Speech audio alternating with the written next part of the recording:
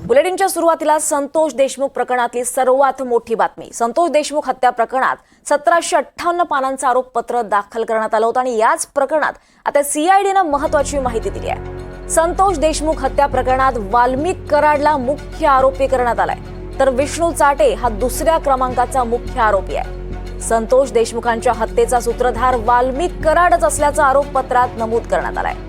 तर संतोष देशमुख यांना सुदर्शन घुले मारहाण करतानाचा व्हिडिओ देखील सीआयडीकडे असल्याची माहिती मिळते आहे। अवादा कंपनीचं खंडणी प्रकरण, अॅट्रॉसिटी आणि हत्या प्रकरण या तिन्ही प्रकरणांचा एकाच आरोपपत्रात उल्लेख करण्यात आलाय आणि त्यामुळे ही तीनही प्रकरणं एकमेकांशी संलग्न असल्यामुळे वाल्मिक कराड आणि आरोपींच्या अडचणी आता चांगल्याच वाढण्याची शक्यता आहे। यावर आपल्यासोबत बोलण्यासाठी स्वतः सामाजिक कार्यकर्ते अंजली दमानी आहेत। अंजलीजी, आपलं स्वागत आहे एनडीटीव्ही मराठीवर। अंजलीजी, सातत्यानं तुम्ही या प्रकरणात पाठपुरावा केला, सातत्यानं तुमचा एकच आरोप होता, मुख्य सूत्रधार हा वाल्मिक कराडच आहे आणि आता याचा उल्लेख या आरोपपत्रात पोलिसांनी केलाय। तुम्ही समाधानी आहात का? समाधानी कसं असणार आपण, कारण मुळात राजकीय दबाव आहे हे आपण पहिल्या दिवशीपासून म्हणतोय की धनंजय मुंडे वाल्मिक कराडला वाचवण्याचा आटोकाट प्रयत्न करतायत। पहिल्या दिवशीपासून आपण म्हणत होतो की खंडणी, अॅट्रॉसिटी आणि हत्या ही तिन्ही वेगवेगळी प्रकरण नाही आहेत, ती एकच प्रकरण आहे आणि ते मुद्दाम वेगवेगळं केलं गेलं आहे कराडला वाचवण्यासाठी। आणि आता या सगळ्या गोष्टीचा खुलासा आता या चार्जशीटमधनं झालेला दिसतोय की सूत्रधार हा वाल्मिक कराडच आहे। खंडणीपासून सुरुवात झाली होती आणि त्यातनं मारामारी झाली, त्यातनं हत्या झाली, हे आता सिद्ध झालंय। आणि एवढंच नाही तर त्या ज्या चार्जशीटमध्ये दिलेल्या गोष्टी आहेत की 6 तारखेला जेव्हा ती मारामारी झाली त्यानंतर 7 तारखेला सुदर्शन घुले आणि यांची जी चर्चा होते त्या वाल्मिक कराड यांच्याशी, तर त्या चर्चेत ते म्हणतात की आता कोणी उठून आपल्याला जर असं त्रास द्यायला लागलं, जर आपल्याला दहशत करायची असेल तर आपल्याला हे थांबवायला हवं, याचा काटा काढायला हवा। त्यानंतर सुदर्शन घुले आणि विष्णू चाटे तिरंगा हॉटेलमध्ये भेटतात आणि त्या हॉटेलमध्ये भेटून ते सगळं जे बोलतात त्याच्यावरनं म्हणजे ऐकूनच इतकं किळस येते या सगळ्या राजकारणाची। ते म्हणतात जर संतोष देशमुख मध्ये आला तर त्याला आपण संपवलं पाहिजे। आणि त्यानंतर डिजिटल एव्हिडन्सच्या चार्जशीटमध्ये जे लिहिलेलं आहे त्या डिजिटल एव्हिडन्समध्ये व्हॉट्सॲप व्हिडिओ कॉल झाला आहे याची जी माहिती आली आहे ती अतिशय शॉकिंग आहे। म्हणजे मला असं वाटतं ही आपण माणसं म्हणू शकत नाही या लोकांना, कारण तुमच्या माझ्यासारखी जी लोक आहेत ती असं बघणं शक्य नाही आहे आपल्याला की असं काही कृत्य कोणी घडताना आपल्याला कोणी बघायला सांगितलं तरी आपण डोळे मिटून घेऊ, पण ही माणसं ते होताना बघतायत, त्यांना डायरेक्शन्स देत आहेत। हे जेव्हा आता चार्जशीटमध्ये वाचतोय ना अतिशय शॉकिंग आहे। मला असं वाटतं काय बोलावं या लोकांना। ते चार्जशीटमध्ये असं देखील म्हणण्यात आलं आहे की हे सिंडिकेट होतं, गेले 10 वर्ष कार्यरत होतं आणि 10 वर्षात 11 गुन्हे झालेत। आता मी गुन्हे 11च झाले आहेत कारण पोलीस यांच्या कब्जातच होते, त्यांच्या दिमतीलाच होते, त्यामुळे त्यांच्यावर FIR होत नव्हते। आता परवाच माझ्याकडे एक प्रकरण आलं होतं की 2023मध्ये याच कराडांच्या टोळीने अजून एक मोठं गुन्हा केला होता सिंडिकेटने पुन्हा, तर त्यांच्यावर आज तगायत गुन्हा FIR झालेला नव्हता। कोर्टाकडनं ते 21 फेब्रुवारीला आदेश आलेत, त्या आदेशानंतर सुद्धा कारवाई होत नव्हती। ती मी कालपासनं SP-च्या मागे लागून आज तो FIR होईल। म्हणजे यांचं सिंडिकेट इतकं मोठं आहे आणि इतक्या सगळे त्यांच्या दिमतीला आहेत, त्यामुळे आपल्याला माहिती आहे की हे सगळं फक्त धनंजय मुंडेंच्या मेहरबानीनीच होत आहे आणि ही मेहरबानी थांबवण्यासाठी हात जोडून विनंती आहे अजित पवारांना आणि फडणवीसांना की नैतिकताची अपेक्षा यांच्याकडनं करू नका। हा माणूस राजीनामा देणार नाही, याला बडतर्फ करा। लाज वाटली पाहिजे अशा लोकांना की जे वाल्मिक कराडसारखी माणसं पोचतात आणि त्यांना मोठं करतात। आणि त्या पूर्ण जिल्ह्यातनं तुम्ही बिलीव्ह नाही करणार किती लोकांकडनं मला मेसेजेस येतात की आमच्या इथे मोठ्या प्रमाणावर दहशत आहे, आमच्या इथे मोठ्या प्रमाणावर हफ्ते सगळ्यांचे ठरलेले आहेत। हे सगळं जेव्हा ऐकतो ना तेव्हा असं वाटतं अशा माणसाला मंत्रीपद काय आमदारकी सुद्धा याची रद्द झाली पाहिजे आणि तोपर्यंत आपण सगळ्यांनी मिळून लढलं पाहिजे। नक्कीच अंजली ताई, तुम्ही म्हणताय त्याप्रमाणे खरं तर आणखी एक महत्त्वाचं म्हणजे या प्रकरणात खरं तर बीडच्या कारागृहात आरोपींना VIP ट्रीटमेंट मिळते असा आरोप देखील देशमुख कुटुंबियांनी केला आहे। त्याबद्दल तुम्ही काही पाठपुरावा केलाय, त्यांच्याशी काहीतरी बोलणं झालंय तुमचं? अगदी अगदी डिटेल्ड बोलणं झालंय आणि ती सगळी माहिती इतकी शॉकिंग आहे. कारण कसं आहे माहिती आहे, एक जर 5,000ची चोरी कोणी केली ना, तर तो तसा माणूस जेलमध्ये सडतो, त्याला बेड्या घातल्या जातात, त्याला जेलमध्ये सडवलं जातं. पण कराडसारखे जे VVIP असतात, जे धनंजय मुंडेंचे सारथी आहेत, त्या अशा लोकांना VVIP ट्रीटमेंटच मिळते. म्हणून मी कालपासून म्हणते की जेलमध्ये कशाला, त्यांना धनंजय मुंडेंच्या बंगल्यावरच ठेवा आता. कारण आणि ACBC लावून त्यांना, कारण आपण पुरावे आपण सादर करायचे.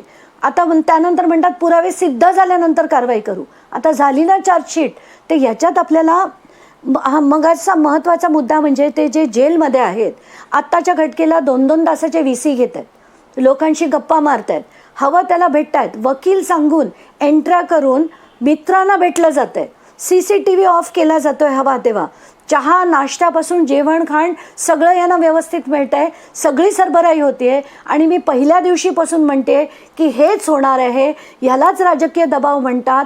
म्हणून यांना पुण्याला किंवा मुंबईला हलवा. हे मकोकाचे गुन्हेगार आहेत, कोणाचे जावई नाही आहेत सरकारचे, यांना मुंबईला हलवा. हे पहिल्या दिवशीपासून मी म्हणते, पण ते होताना दिसत नाही आहे. 3 जणांना एका केबिनमध्ये, एका बरॅकमध्ये ठेवण्यात आलंय आणि विष्णू चाटे त्यांच्या नातेवाईकांबरोबर लातूरच्या जेलमध्ये आहेत. कारण त्यांचे सगळे नातेवाईक आहेत त्यांची सरबराई करायला. 8 नातेवाईकांची लिस्ट देखील मी डीजींकडे दिली होती. पण हे सगळं होऊन सुद्धा आपण लढतोय, पोलीस मात्र काही करत नाही, शासन मात्र काही करत नाही. नक्कीच.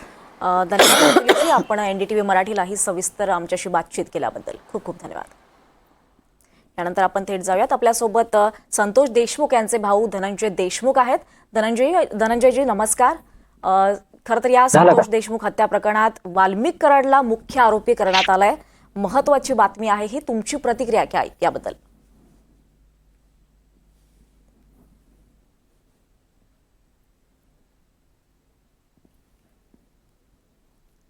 धनंजय, आपल्यापर्यंत आवाज पोहोचतोय? आवाज येत नाही. तर काही तांत्रिक कारणामुळे त्यांच्यापर्यंत आवाज पोहोचत नाहीये. तर संतोष देशमुख हत्या प्रकरणात 1758 पानांचं आरोपपत्र दाखल करण्यात आलं होतं आणि याच प्रकरणात आता CIDनं महत्वाची बातमी दिली आहे.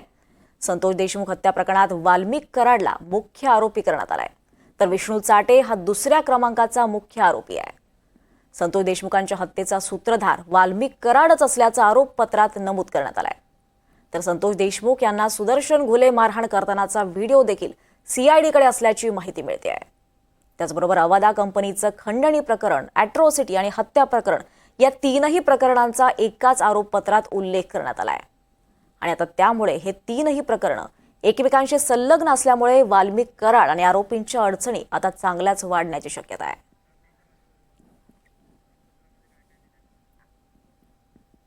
तर या आरोपपत्रात नेमकं काय आहे पाहूया ग्राफिक्सच्या माध्यमातून.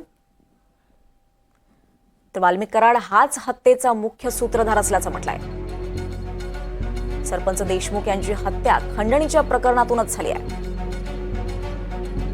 विष्णू चाटे हा 2ऱ्या क्रमांकाचा मुख्य आरोपी असल्याचं या आरोपपत्रात म्हटलंय. सुदर्शन घुले हा 3रा सूत्रधार. अवादा कंपनीला खंडणी मागितली आणि त्यातून हत्या घडल्याचं म्हटलंय. सुदर्शन घुलेच्या फोनवरूनच वाल्मिक कराडने खंडणी मागितली.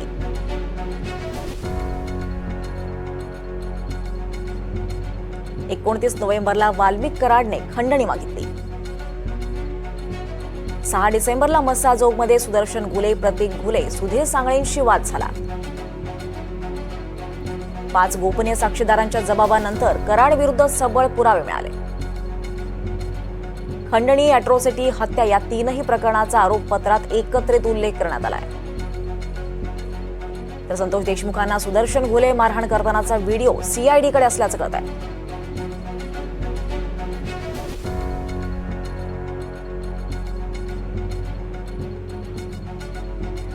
तर संतोष देशमुख हत्या प्रकरणात आता वाल्मिक कराडला मुख्य आरोपी करण्यात आलाय. पुन्हा एकदा जाऊयात. आपल्यासोबत संतोष देशमुख यांचे बंधू धनंजय देशमुख आहे. धनंजयजी नमस्कार. खरं तर या संतोष देशमुख हत्या प्रकरणात वाल्मिक कराडला मुख्य आरोपी करण्यात आलाय, तुमची प्रतिक्रिया काय?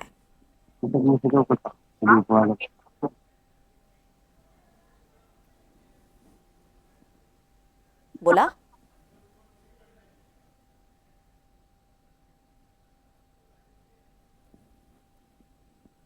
तर संतोष देशमुख हत्या प्रकरणात हे आरोपपत्र दाखल करण्यात आलं होतं आणि आता याच प्रकरणात ही महत्वाची बातमी समोर आली आहे. वाल्मिक कराडला मुख्य आरोपी करण्यात आलेला आहे. आताची मोठी बातमी आहे आणि विष्णू चाटे हा दुसऱ्या क्रमांकाचा मुख्य आरोपी ठरवला आहे.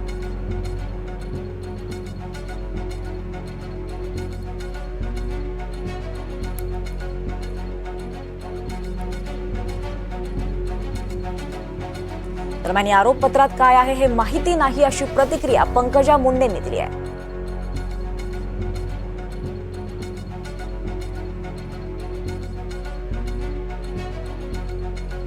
माहिती कोर्टात मला दावा नाही. केला हे त्यांचं कॉन्फिडेन्शियल विषय आहे. त्यांनी जेव्हा ते माहिती सादर करतील कोर्टाला आणि ते ऑफिशियली कोर्टातून येईल तेव्हाच मी त्याच्यावर भाष्य करेन. 1500 पानाचं तुमच्या म्हणण्यावर दोषारोपपत्र करणार दाखल नाही. 1500 पानाचं दोषारोपपत्र दाखल केले. मग त्याच्यात काय लिहिले तुम्ही वाचलंय? असं म्हणलं तर तुमच्यावर कंटेम्प्ट दाखल करावं लागेल. ओके, नाही नाही, त्यांच्यात असं दोषारोपपत्राचे हायलाईट केलं मला कशी माहित असेल?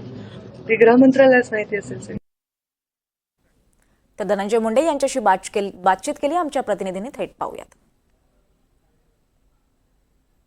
मस्साजोगचे सरपंच संतोष देशमुख यांच्या हत्येनंतर जी चार्जशीट आहे ती न्यायालयात दाखल करण्यात आली होती आणि या चार्जशीटमध्ये या प्रकरणाचे जे सूत्रधार आहे तो वाल्मिक कराड असल्याचं म्हणलं गेलेलं आहे. आपल्यासोबत आहेत धनंजय देशमुख. काय सांगाल, जी चार्जशीट दाखल करण्यात आली आहे त्याच्यामध्ये वाल्मिक कराडच या प्रकरणाचा सूत्रधार असल्याचं म्हणलं गेलेलं आहे. आम्ही देखील तेच सांगत होतो की ही खूप मोठी टोळी आहे. मी वारंवार म्हणायचो ही संघटित गुन्हेगारी करण्याची ही टोळी आहे आणि ह्या टोळीच्या माध्यमातून खंडणी, अपहरण, खून, हाफमर्डर, दरोडे ह्या सगळ्या गोष्टी प्रामुख्यानं समोर येत होत्या, आलेल्या आहेत आणि आम्ही तेच सांगायचा प्रयत्न करत होतो. ते खऱ्या अर्थानं आज तपासामध्ये उघड झालेलं आहे. त्याचे एव्हिडन्स सगळे आहेत, डिजिटल पुरावे आहेत, सगळे FIR आहेत. त्याप्रमाणे या सगळ्या टोळीचा पर्दाफाश खऱ्या अर्थानं कुठंतरी आज होताना दिसत आहे. सुदर्शन घुले हा 10 वर्षापासून या भागात त्याचं रॅकेट चालवत होता असं देखील म्हणलं गेलेलं आहे. 10 वर्षापासून त्यांनी या भागात गुन्हेगारी पार्श्वभूमी त्याची समोर आलेली या चार्जशीटमधून. यात कोणी समोर आलं नव्हतं. याच्यात ते जे पीडित लोक आहेत त्यांची कोणी बाजू धरणारं नव्हतं. ते समोर आले असते तर त्याच वेळेस ते पण झालं असतं. परंतु ह्याच्यामध्ये दुसरी एक साईड आहे. हे यंत्रणेला माहीत असताना देखील त्या बाजू कधी समोर आणायचं यंत्रणेनं प्रयत्न केला नाही. यांचे सगळे जे काही प्रकरण आहेत ते मिटवण्याचा, दाबण्याचा किंवा त्याच्यावर दुर्लक्ष करायचा प्रयत्न प्रामुख्याने इथं करण्यात येत होता. हे यातून सिद्ध होतं आहे. सिद्धार्थ सोनवणे जो शेवटचा आरोपी या प्रकरणात ॲड केला गेला होता त्याचं नाव मात्र चार्जशीटमधून वगळण्यात आलं. याच्याबद्दल तुम्हाला काही माहिती भेटली आहे का?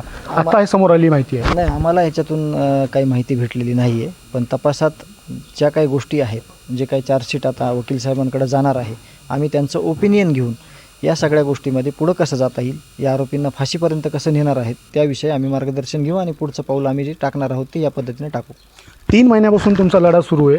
आज जी चार्जशीटची माहिती काही थोडक्यात समोर आली आहे, यावर तुम्ही समाधानी आहात का? आता एकंदरीत तुम्हाला दिसतंय की कशा प्रकारे तपास झाला आहे आणि काय म्हणजे तुमचं जे म्हणणं होतं थोडक्यात या चार्जशीटमध्ये आलेलं आहे? हां, आम्ही जे मांडलं आहे अजून आता फक्त काही मुद्दे समोर आलेले आहेत. ह्याच्यामध्ये जे डीपमध्ये आहे ते चार्जशीटमध्ये आहे. 1400 पानांचं चार्जशीट आहे. त्याच्यामधून सगळ्या बाबी स्पष्ट होणार आहेत आणि आम्ही जे म्हणत होतो त्याच सगळ्या गोष्टी समोर आहेत आणि त्या कागदोपत्री आहेत, त्या डिजिटल पुराव्याद्वारे आहेत, सगळं आहे त्याचं. नक्कीच. तर हे होते धनंजय देशमुख. गेल्या 3 महिन्यापासून या ठिकाणी हे लढा देत होते आणि जी आज चार्जशीट न्यायालयात दाखल केली याच्या काही बाबी समोर आलेल्या आहेत त्यावर ते काही प्रमाणात देखील समाधानी असल्याचं त्यांनी आपल्यासमोर बोललेलं आहे. NDTV मराठीसाठी मी स्वानंद पाटील, मस्साजोग, परळी.